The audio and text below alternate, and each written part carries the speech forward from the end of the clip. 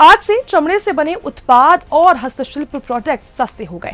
बता दें कि आज का दिन बेहद खास है क्योंकि आज से जीएसटी 2.0 लागू हो गया है, यानी तमाम चीजें सस्ती हो गई हैं। रोजमर्रा की जो चीजें हैं जैसे घी, दूध, ये सब कुछ सस्ता हो चुका है। हालांकि ऐसे कई सामान हैं जो महंगे भी हो चुके हैं। लग्जरी आइटम्स की बात करें, टोबैको की बात करें तो ये सब कुछ महंगा हो चुका है।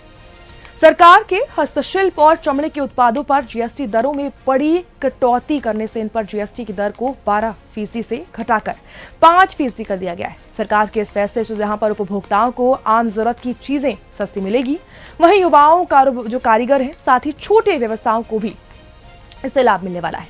जीएसटी कम होने से उत्पादों की लागत में कमी होगी और ये चीजें आम उपभोक्ताओं के लिए सस्ती और सुलभ बनेगी। चमड़े और फुटवेयर का क्षेत्र भारत में युवाओं के लिए रोजगार का बेहद महत्वपूर्ण स्रोत है और इसका मजबूत निर्यात आधार भी। ऐसे में शेमोइस लेदर, साथ ही लेदर या फिर लेदर फाइबर के आधार पर बने कंपोजिशन लेदर और टैनिंग या फिर ये जो सब है, इनके पे तैयार चमड़े पर जीएसटी 12% से घटकर अब 5% कर दी गई।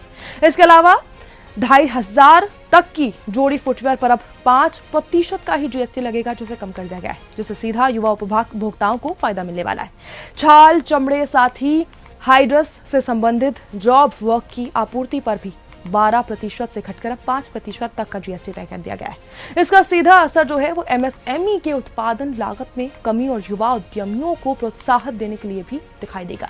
सरकार ने लकड़ी और साथ ही हस्तशिल्प उद्योगों के लिए भी जीएसटी दरों में सुधार किया है। कृषि आधारित और पर्यावरण हितैषी लकड़ी जो होती हैं, उसके विकल्पों पर जीएसटी 12% से अब 5% हो गया है। इसमें चावल की भूसी बोर्ड, साथ ही ग्लास फाइबर, इंसम, जिप्सम बोर्ड, साथ ही सीमेंट, बॉन्डेड पार्टिकल बोर्ड और जूट पार्टिकल बोर्ड, साथ ही बगास बोर्ड, साथ ही सिसल फाइबर बोर्ड जैसी चीजें शामिल हैं। इसके अलावा विनियरिंग शीट, बाथ फ्लोरिंग, लकड़ी के कास्क, साथ ही बैरल और टब जैसी जो वस्तुएं हैं, उन पर भी लाभ लागू है।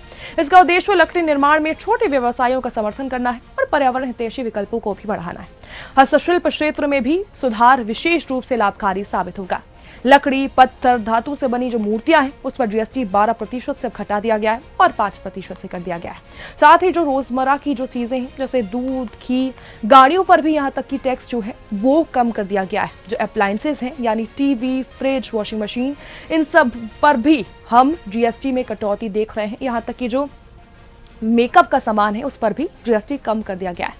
अगर हम पेंटिंग, साथ ही ओरिजिनल इंग्रेविंग, साथ ही इन सब सामान की बात करें तो इन पर भी कमी देखी जा रही है।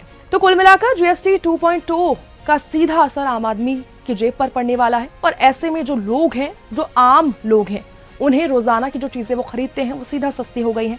गाड़ियां सस्ती हैं, अप्लायंसेस सस्ते हैं, मेकअप के सामान सस्ते हैं, यहाँ तक कि 50 से ज्यादा दवाइयां हैं जो उन पर भी अब टैक्स कम कर दिया गया है या फिर शून्य कर दिया गया है, जिससे जो खपत है अब वो और भी बढ़ेगी। हालांकि छोटे जो शॉर्ट टर्म की हम बात करें तो उससे असर कम दिखेगा, लेकिन लॉन्ग टर्म में इससे सरकार को भी फायदा होगा।